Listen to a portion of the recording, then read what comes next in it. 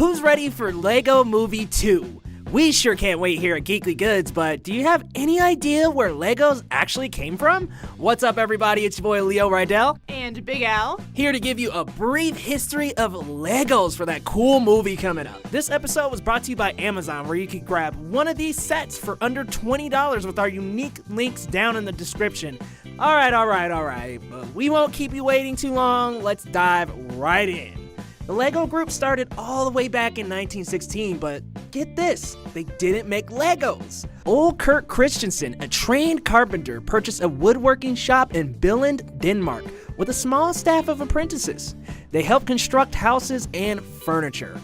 Unfortunately, in 1924, the workshop burned down.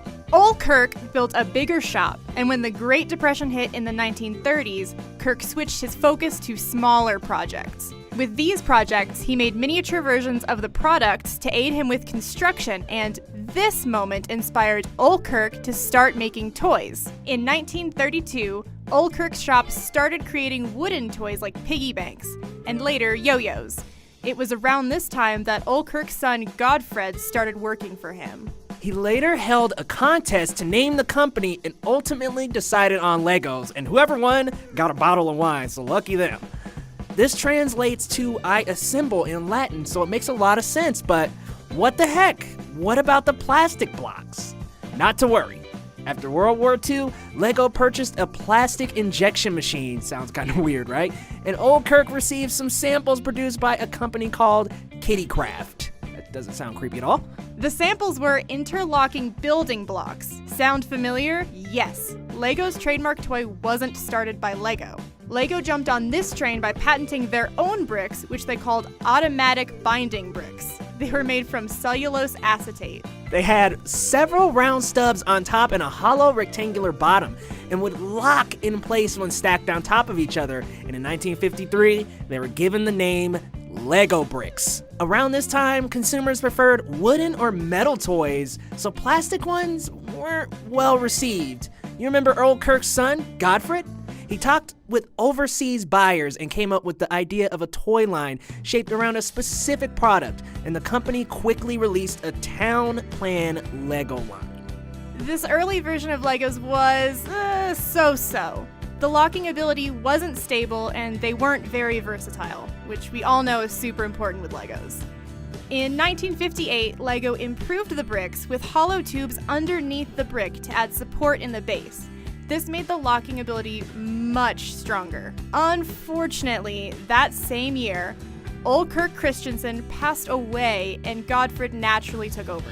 1960 came along, and unfortunately for Godfred, another warehouse fire destroyed Lego's inventory of wooden toys. What a bummer, the second one. So, what did Godfred do? Simple. He ditched the wooden toys and focused on the plastic Lego bricks. This change led Godfred's brothers Gerhard and Carl George to leave Lego and start their own company, Bilofix, which never went anywhere. And while Bilofix failed, Lego struck a deal with Samsonite to produce and manufacture their product in North America. They got Lego wheels for trucks and cars and replaced the cellulose acetate for safer and non-warping ABS plastic by 1964. In 1966, the Lego train system was released, and in 1968, the very first Legoland opened. Woo! Lego was officially crushing it.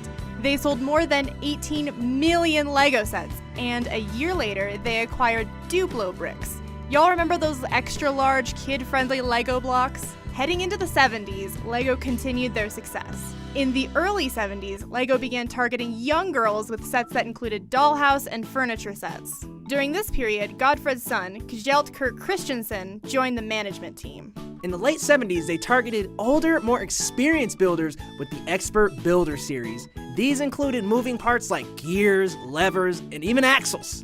In 1978, the first Lego minifigure debuted officially, with posable arms, legs, a smile, and yellow skin.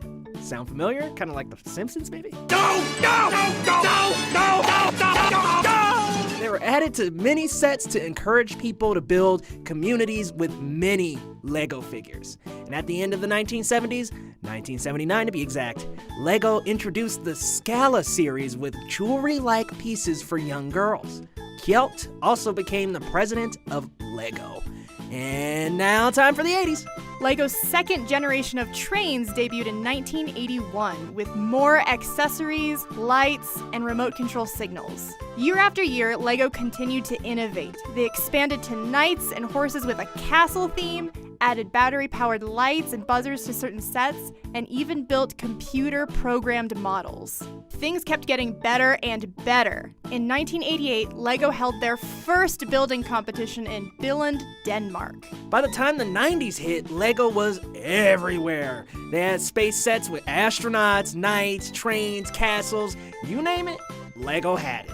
Unfortunately, 1992 brought things to a screeching halt. The company started losing money, a lot. I'm talking over $28 million in 1998. But then, in 1999, things changed. LEGO started featuring licensed characters, most notably Star Wars, Winnie the Pooh, Harry Potter, Indiana Jones, and many more. Later in 2001, they created Bionicles, which were their own line of construction toys. Kjeld Kirk resigned as the CEO and passed the baton to Jorgen. I'm not even gonna know. I don't know how to pronounce that last name, everybody. But he passed. All right, one more take on this one, y'all. One more take. Kjeld Kirk resigned as CEO and passed the baton to Jorgen Nordstorp. Hope I got that right. He was the first non-family CEO, and it was time for a change.